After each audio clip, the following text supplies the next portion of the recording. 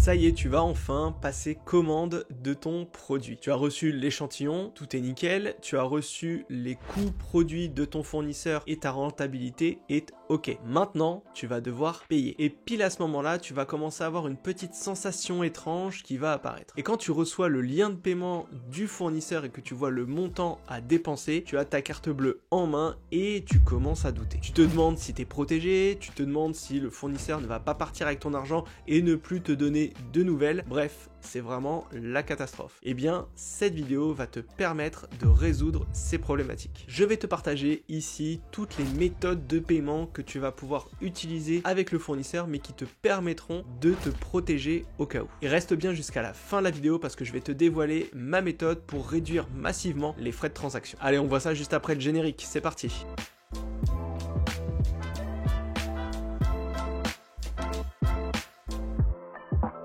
Salut, c'est Romain, bienvenue sur ma chaîne où j'aide les jeunes entrepreneurs à développer leurs revenus en ligne. Si le business Amazon FBA t'intéresse, eh bien tu as plein de ressources gratuites dans la description de cette vidéo. Ça te permettra d'avoir plus d'informations sur ce business model. Et bien évidemment, si t'es pas encore abonné, eh bien tu peux le faire maintenant. Donc comme je te le disais, on arrive au moment fatidique où il va falloir sortir notre carte bleue et payer les produits que l'on a ciblés sur Alibaba. Mais avant de passer à la caisse, il faut au préalable avoir validé les termes de paiement avec le fournisseur. Très souvent, le fournisseur va te demander de payer 50% à la commande et 50% à la fin de la production. Et bien sache que ici, tu peux négocier ces termes de paiement. Tu peux très bien lui demander de payer 30% à la commande et 70% après la production. Ça t'évite ainsi de devoir sortir tout de suite un gros montant. Une fois que tu t'es mis d'accord sur les termes de paiement, et bien évidemment derrière, il va falloir payer. Et donc dans cette vidéo, je vais te partager 3 méthodes qui selon moi sont assez safe pour pouvoir passer tes commandes. La première méthode, c'est selon moi la plus safe et la plus sécurisée pour pouvoir acheter des produits sur Alibaba. C'est le fait d'utiliser cette plateforme Alibaba pour faire tes paiements. Donc en gros, tu vas payer directement à travers la plateforme Alibaba et en plus de ça, il va falloir que tu choisisses des fournisseurs qui sont capables de te proposer la trade assurance. La trade assurance, comme son nom l'indique, c'est une assurance qui va te protéger au cas où il y aurait le moindre souci avec ta production. Avec le paiement via Alibaba, tu peux payer en virement bancaire ou en carte bleue. Et le petit souci avec la plateforme Alibaba, c'est que tu vas devoir payer des frais de transaction. Alors ils sont assez faibles, on parle de 2 à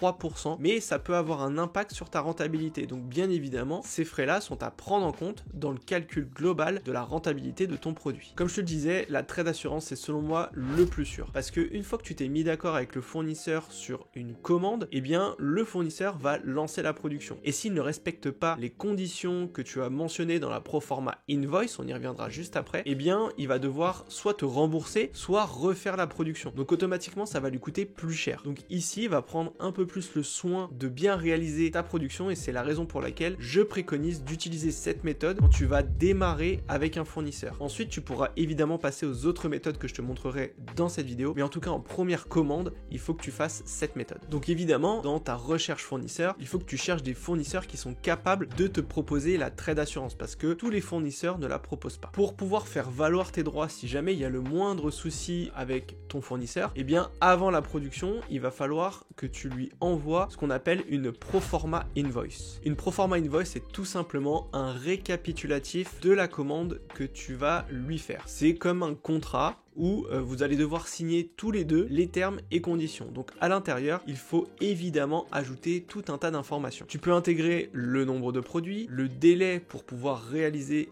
la production, le marquage avec ton logo ou encore l'incoterm que tu vas utiliser avec le fournisseur. Tout doit figurer dans ce document et vous devez tous les deux le signer. Et ainsi, s'il y a le moindre manquement du fournisseur autour de la production, eh bien tu pourras faire jouer la trade assurance et tu vas fournir cette proforma invoice directement à Alibaba et logiquement tu devrais être remboursé de ta commande. En plus de ça, le fait de rédiger une proforma invoice te donnera un peu plus de crédibilité aux yeux du fournisseur. Donc il va prendre le soin de respecter ses engagements et il va vraiment chouchouter ta production. Donc si tu veux payer le fournisseur directement avec Alibaba, eh bien il faut lui en faire la demande et une fois que vous êtes mis d'accord, que vous avez signé la proforma invoice, eh bien le fournisseur va t'envoyer un lien de paiement directement à travers la plateforme. Tu cliques sur le lien bien et logiquement tu vas avoir un récapitulatif global de ta commande et logiquement tu devrais voir que la trade assurance est bien intégrée dans ton paiement. Alors attention au niveau du paiement. Si tu payes à travers une banque classique comme un Conto ou un Boursorama, eh bien il va y avoir des frais de transaction pour la conversion de la devise parce que sur Alibaba tu vas payer en dollars sauf que ton compte bancaire est en euros. Donc ces frais-là également sont à prendre en compte dans ton calcul de rentabilité. Pour éviter de payer ces frais, si tu le souhaites, tu peux ouvrir un compte bancaire chez Wise. C'est super simple à créer un compte chez eux, tu peux même avoir une carte de débit et avec Wise, eh bien les frais de transaction et notamment la conversion des devises est vraiment très peu cher. Donc tu vas pouvoir faire des économies avec ce type de banque. Si tu veux ouvrir un compte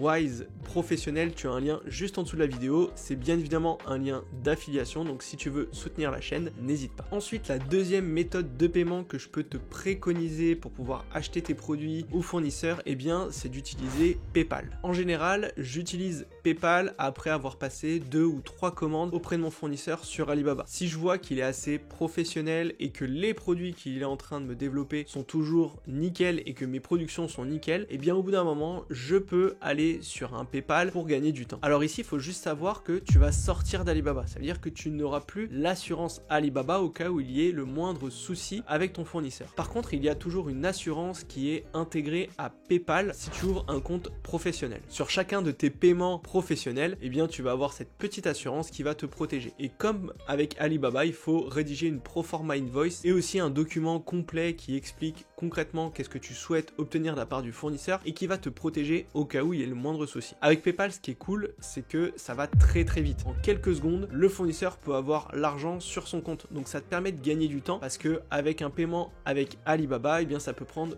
2 ou 3 jours pour que le fournisseur lance la production. Donc si tu es vraiment serré en termes de timing, eh bien un PayPal te permettra d'aller plus vite. Alors avec PayPal, tu as aussi des frais. Donc ça va pas forcément réduire le montant des frais globaux que tu vas ne plus avoir avec Alibaba parce que tu les auras avec PayPal. Mais je trouve que c'est une solution qui est vraiment géniale si tu veux gagner du temps. Enfin, dernière méthode de paiement que tu peux utiliser avec un fournisseur et qui te permettra d'optimiser au maximum les frais liés à l'achat de tes produits, eh bien c'est le fait de faire un virement bancaire. Personnellement, j'utilise cette méthode après avoir passé au moins 5 ou 6 commandes à travers PayPal ou Alibaba avec mon fournisseur. Je ne fais pas cette méthode avant parce qu'il y a toujours un risque. Parce que ici, avec le virement bancaire, il n'y a aucune protection. Donc il n'y a pas de protection Alibaba et il n'y a pas de protection avec PayPal. Donc là, il faut vraiment avoir confiance en ton fournisseur pour commencer à faire des virements. Donc automatiquement, il y a du risque, mais logiquement, si tu t'entends bien avec le fournisseur et qu'il respecte à chaque fois les conditions autour de tes commandes, et bien au bout d'un moment, tu peux aussi lui faire confiance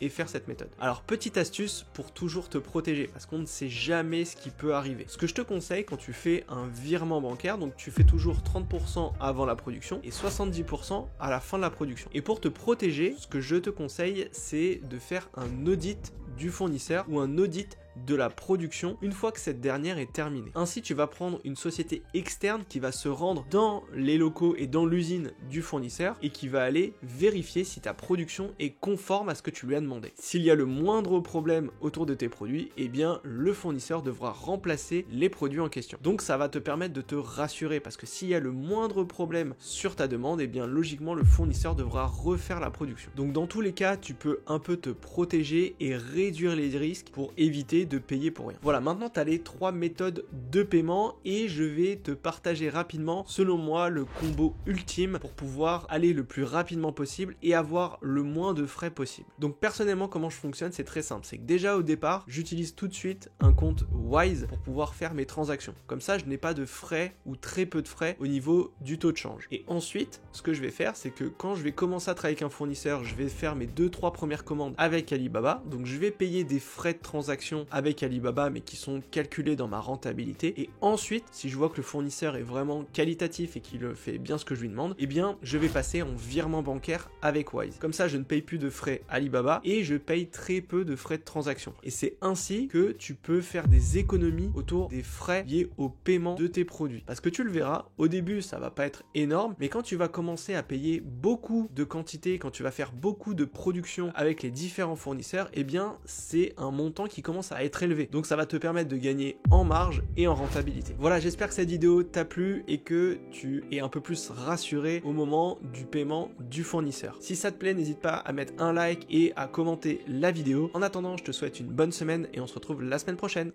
Ciao!